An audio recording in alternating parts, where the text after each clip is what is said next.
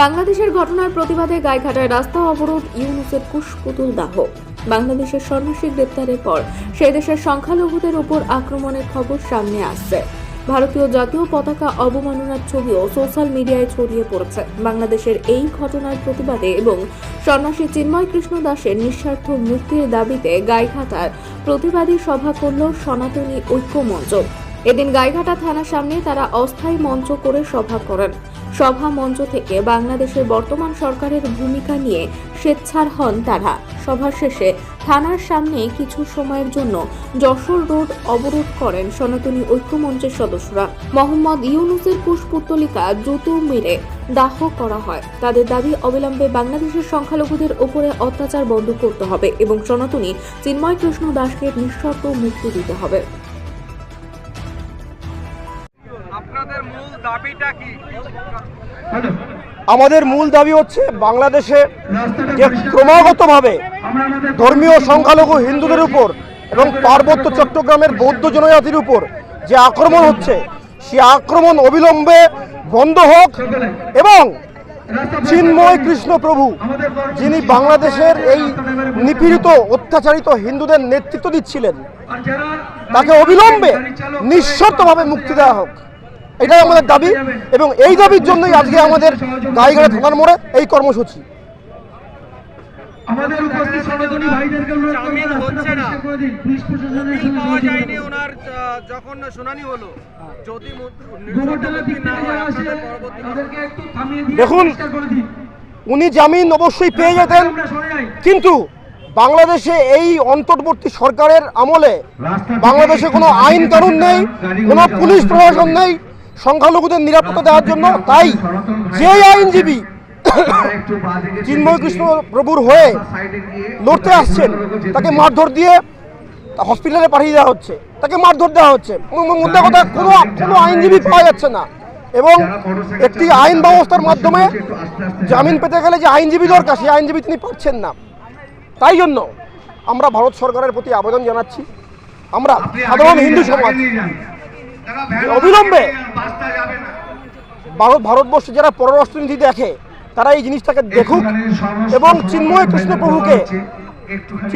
প্রভু হয়ে যারা লড়বেন, তাকে সম্পূর্ণরূপে নিরাপত্তা দিয়ে যেন পরবর্তী যে জামিন যেটা হবে, সেই জামিন যেন তিনি সুষ্ঠুভাবে পান। আপনার নাম কি? আমার নাম অরূপ কান্তি পাল। এই পদ বলতে চাই না আমি। আপনাদের এই আন্দোলন বিক্ষোভ কি কারণে? আপনারা জানেন, বাংলাদেশে যেভাবে লাগাতার প্রতিদিন দীর্ঘদিন ধরে সনাতনী হিন্দুদের ওপরে অত্যাচার চলছে এবং তাদেরকে যেভাবে নৃশংসভাবে হত্যা করা হচ্ছে, সনাতনী হিন্দুদের মন্দির ভাঙা হচ্ছে এবং সনাতনী যে আমাদের প্রভু আছেন চিন্ময় কৃষ্ণ দাস মহাপ্রভু, ওনাকে যেভাবে অন্যায়ভাবে গ্রেপ্তার করে রেখে দেওয়া হয়েছে, তার বিরুদ্ধে প্রতিবাদ জানিয়ে এবং চিন্ময় দাস প্রভু নিঃশর্ত জামিনের দাবি জানিয়ে আমাদের আজকের এই প্রতিবাদ কর্মসূচি। এবং আগামী দিনে এই ধরনের কোনো কার্যকলাপ করলে আমরা হিন্দুরা যে আরও তীব্রতর, আজকের থেকেও তীব্রতর আন্দোলন করতে পারি, সেই কারণে এই কর্মসূচি।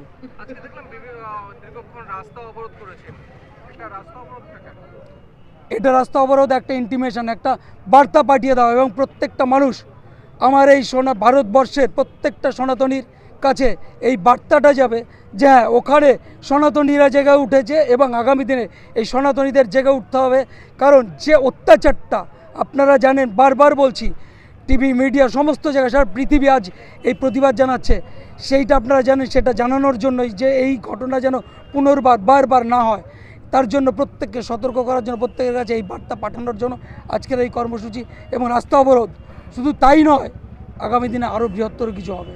দেখলাম একজনের কুশপুতুল দাহ করা হলো, কার করা হলো এবং কি বার্তা দিতে যায়? এই ভদ্রলোক হচ্ছেন গিয়ে একজন জিহাদি, জামাত জঙ্গি। আপনারা ভালো করে জেনে রাখুন, এনাকে শান্তির জন্য নোবেল পুরস্কার দেওয়া হয়েছে। জিনিসটা একদম বেকার হয়েছে, ফালতু হয়েছে।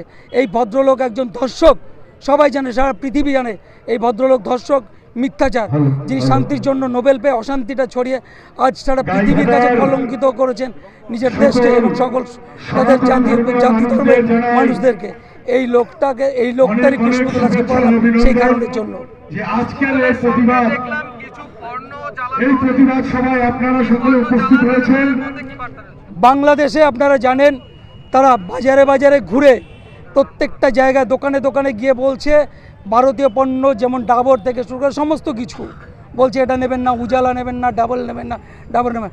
যারা আমার দেশকে অপমান করে, যারা আমার দেশে জাতীয় পতাকা অবরোধ করে, অন্যায় অপমান করে, তাদের দেশের কোনো প্রোডাক্ট আমরা আমার দেশে আমরা গ্রহণ করব না, সনাতনী না গ্রহণ করবো না।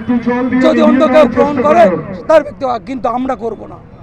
আপনার নাম কি পদ? দীপঙ্কর নন্দী, কি পদে আছেন? কোন সংগঠন থেকে করা হলো এটা? আমি একজন সনাতনী হিন্দু, এটাই আমার পরিচয়। সাংগঠনিকভাবে ভারতীয় কিষাণ সংঘের জেলা সম্পাদক, উত্তর 24 পরগনা জেলা। সকল সনাতনী